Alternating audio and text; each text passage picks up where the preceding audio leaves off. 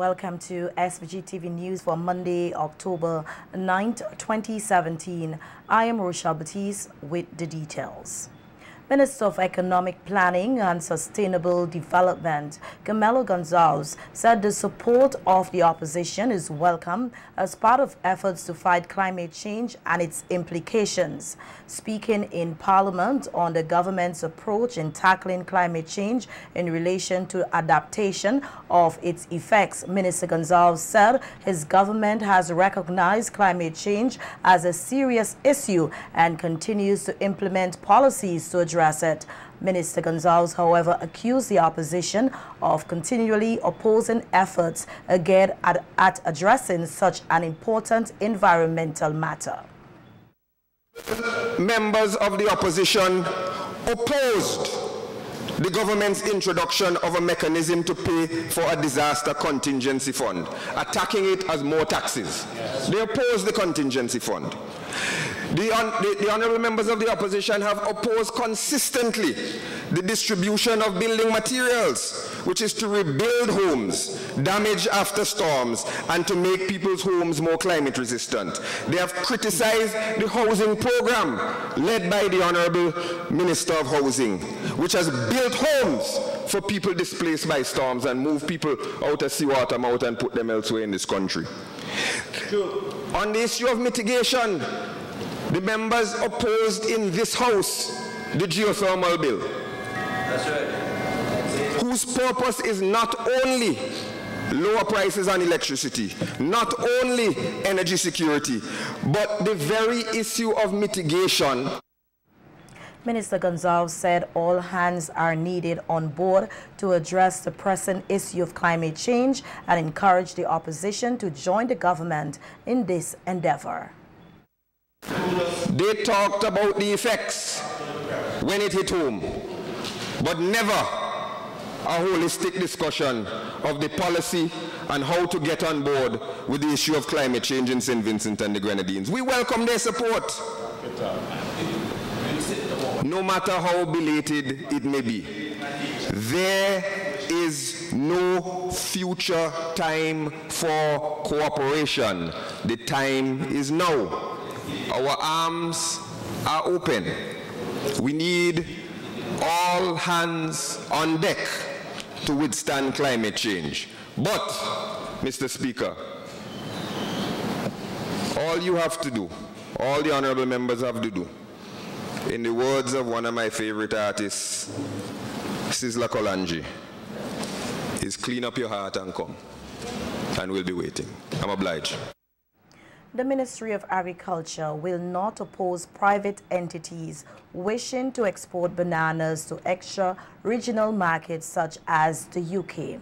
That's according to the Minister of Agriculture, Saboto Caesar, as he spoke in Parliament in relation to the possibility of restarting shipments of bananas to extra-regional markets. Minister Caesar stated that two private entities who wish to export to the UK and France have already been identified, adding that there would be no resistance to such an enterprise. In the ministry with two potential exporters, persons from the private sector, who wish to go to the extra-regional market in the United Kingdom and also in France. And the issue is at the level of the cabinet. There is not going to be any resistance to it.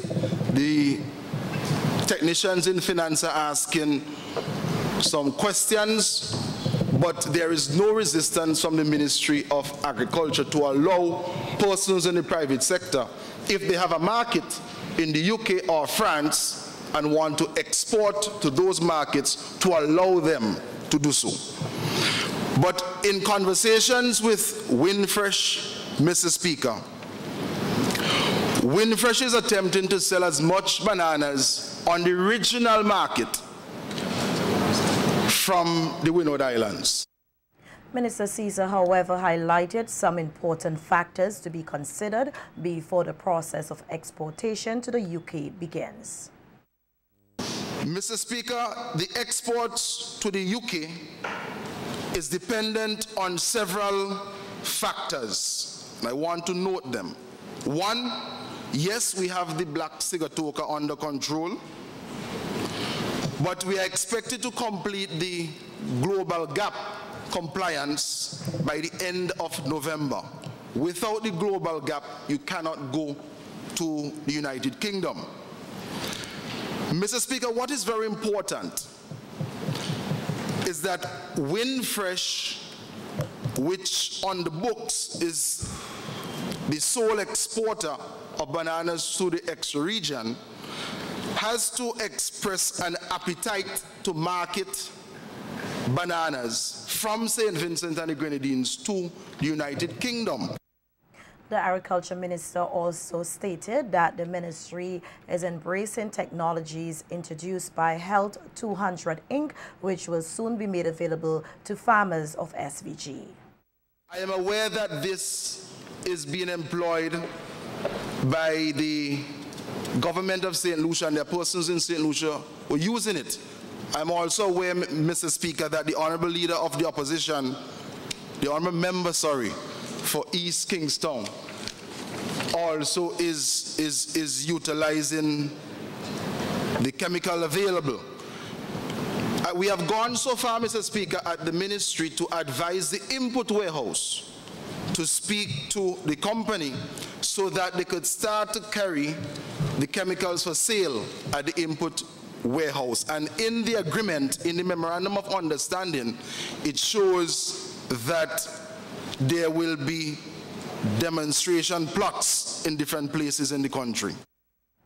Embracing the economic platform through youth empowerment is a theme on the which young farmers, agro-processors and fisher folk from throughout St. Vincent and the Grenadines will meet for a symposium tomorrow, Tuesday, October 10th. The Youth Symposium will be held as part of activities to commemorate World Food Day 2017. It takes place at the Glen Baptist Church from 9 in the morning. According to Mika Edwards, chairperson of the Youth Symposium Committee, the World Food Day 2017, the overall goal is to empower the youth while enlightening them about the opportunities in agricultural sector.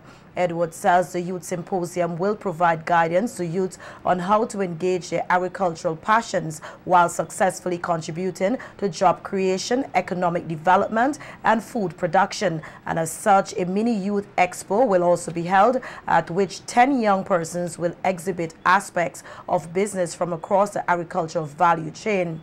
Students from secondary schools and the SVG Community College are among persons who have been invited to attend Tuesday's symposium.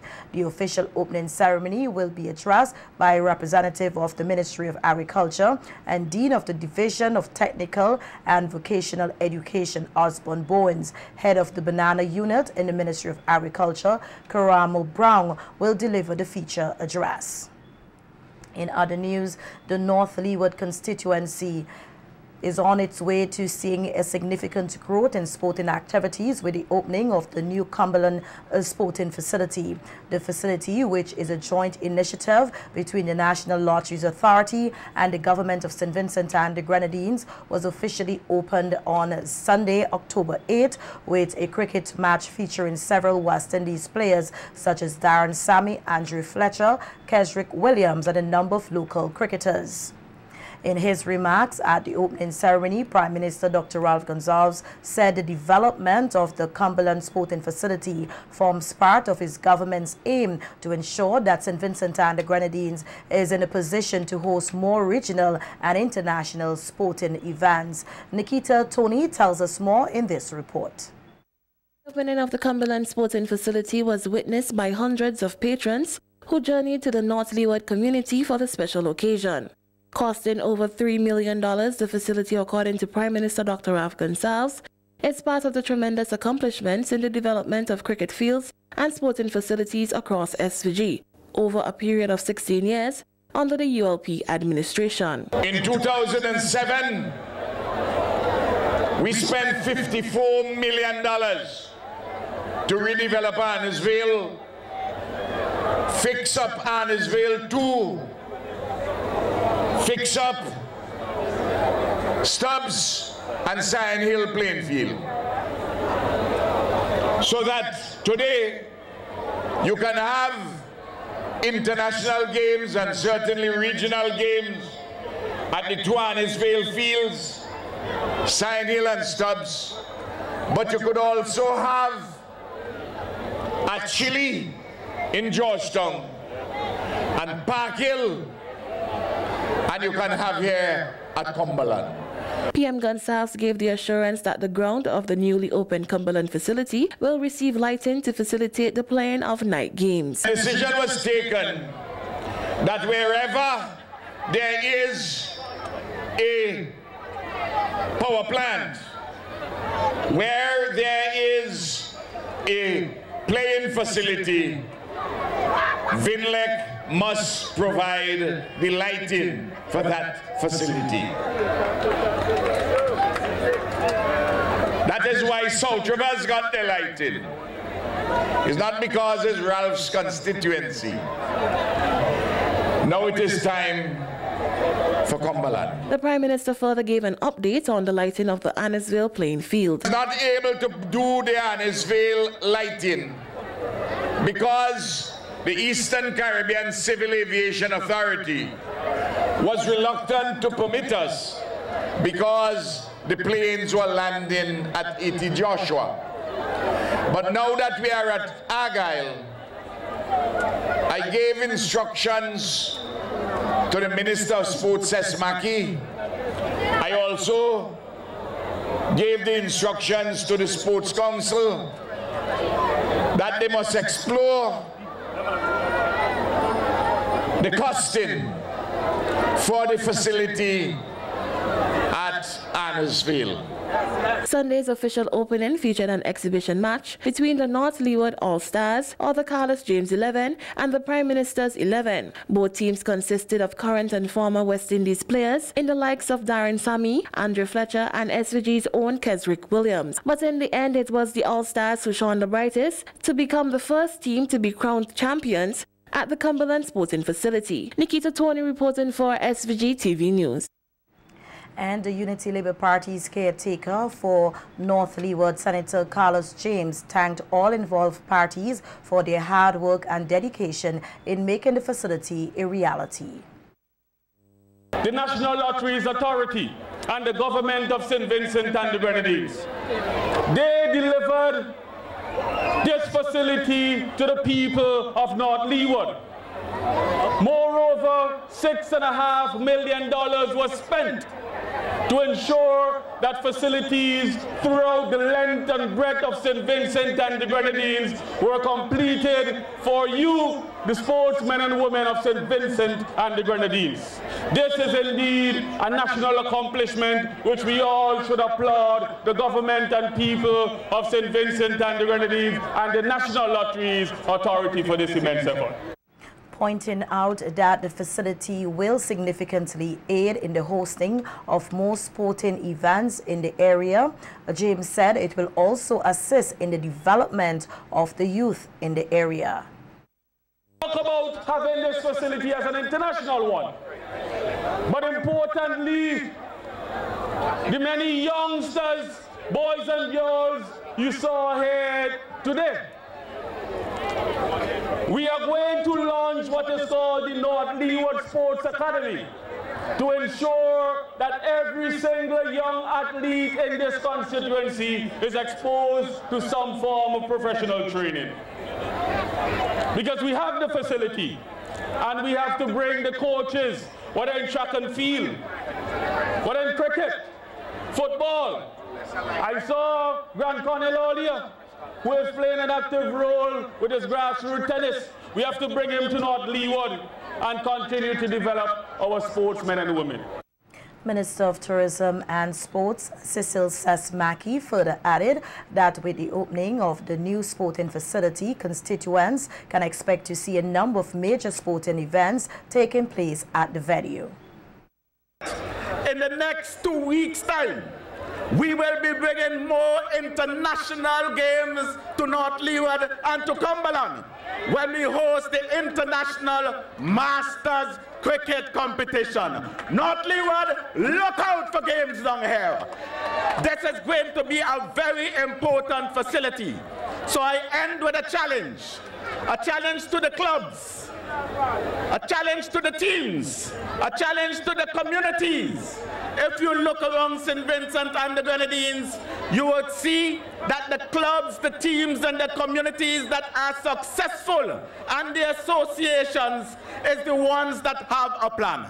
So I challenge the community down here. I challenge the teams and clubs.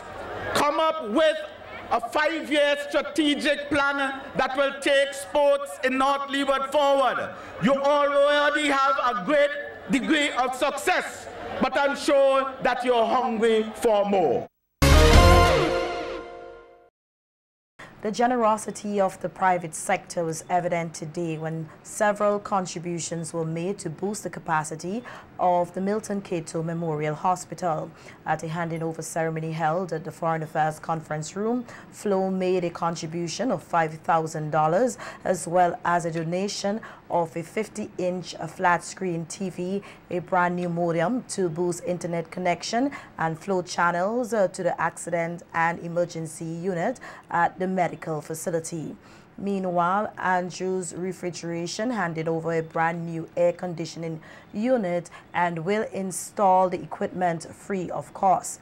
Although not present, a donation of 2 refrigerators were also made by Singer Limited, while the National Properties made a donation of a television set and an amplifier for the PA system at the hospital.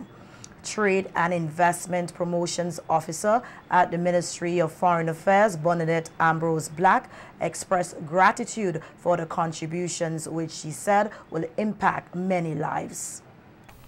The government of St. Vincent and the Grenadines continue to view the private sector as one of the major engines of growth and economic progress. To this end, private sector development goals are linked to the government's expressed intention to increase investments, both foreign and domestic, job creation, poverty reduction, among others. This is one such investment.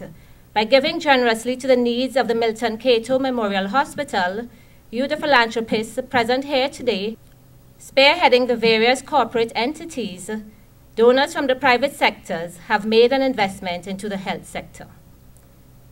An investment that would help to shape social development in St. Vincent and the Grenadines, and for that we are extremely grateful. Minister of Health Luke Brown said despite the limitations of the healthcare system, the government will partner with the private sector to ensure proper healthcare for all Vincentians.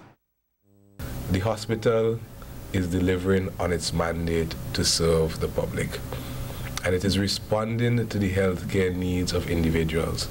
And of course, in any situation, in any setup, there are going to be limitations. And the question that we have to ask ourselves is, how are we going to address those limitations? How might we devise or come up with partnerships that are appropriate for the purpose at hand? And we see here today that the private sector has come to the rescue in some respects of certain aspects of our operations at the Milton Cato Memorial Hospital, and we want to commend them from the bottoms of our hearts for what they have done.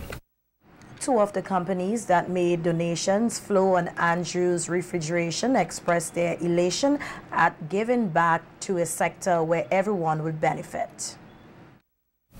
One of the most important institutions we have in this country, and we all, whether by relative or directly by ourselves, is something that serves each and every one of us. And I think in our trust at Float to do whatever little we can to connect communities and transform lives, I think this initiative really is right down that path, and really just jump at the opportunity to jump on board, to give whatever little support we can to the upliftment of the hospital and the ability of it to provide quality care to its patients. Any way and anyhow that we can help in terms of cooling the area, we are committed, and we are committing ourselves at this point that we will help and we would give. And As that song says, give and it will come back to you.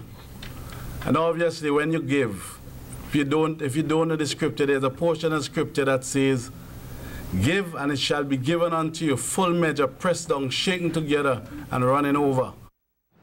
In commemoration of World Mental Health Day, which is celebrated annually on October 10th, the administration of the Mental Health Rehabilitation Center is hosting a week of activities to highlight mental health issues. Held under the theme Mental Health in the Workplace, Sister Elizabeth Medford, who deals with admin control at the center, said the week of activities forms part of the institution's aim to integrate mental health back into primary health care. Sensitize the public, educate the public on mental health issues so that when patients are ready to go home, we'll have a smooth transition from mental health into the community and where we can sustain them and maintain their mental health out there. So we'll be doing a lot of work in the community as of now because we have just had our national policy an action plan that was just passed, so we're going to implement it. So we want the public to be on board. You're going to be hearing a lot from mental health as of now. Every week we'll be having something going that we can really sensitize and educate the public on mental health issues and try to eradicate that stigma that is attached to mental health and the patients that are here. The week of activities began on Sunday, October 8th, with a church service, followed by an open house day at the center earlier today, a symposium tomorrow at the Methodist Church Hall, along with other activities for the rest of the week. Educate, sensitize both private and governmental employers, HR managers, counselors, teachers, policemen, how to create an environment that is healthy. Right? So that will be taking place at the Methodist Church Hall from 9 a.m. to 1 on Tuesday. On Wednesday, we're going to have a tree planting ceremony here where we're going to have some miniature fruit trees of variety planted on the compound. And meanwhile, the psychosocial team will be holding workshops at the different ministries in town. Thursday, we have a very exciting day. We want the public to be a part of it. It's our fun day at Calico Playing Field from 10 to 2. You just can't afford to miss this day. On Friday, we're going to have karaoke right here in the afternoon at 1 p.m. Meanwhile, psychosocial team will also be having workshop at different ministry in town. And then on Saturday, we wind up with some closing activities by the Seventh-day Adventist youths. They'll come and do a little closing ceremony here for us. Pointing out that the center no longer functions as just a mental home. A departmental manager at the MHRC, Sister Karen Glario, said their main focus is to rehabilitate the patients and get them back into the society. That means that the society will have to accept, the family will have to accept there is a role to play by everyone, society and ourselves. So that's why we have the social worker, the counselors, and we have ourselves working together. Going into the fields also to assist persons who would have gone home to help them to maintain that degree of mental stability so they can stay out there and be integrated into their community.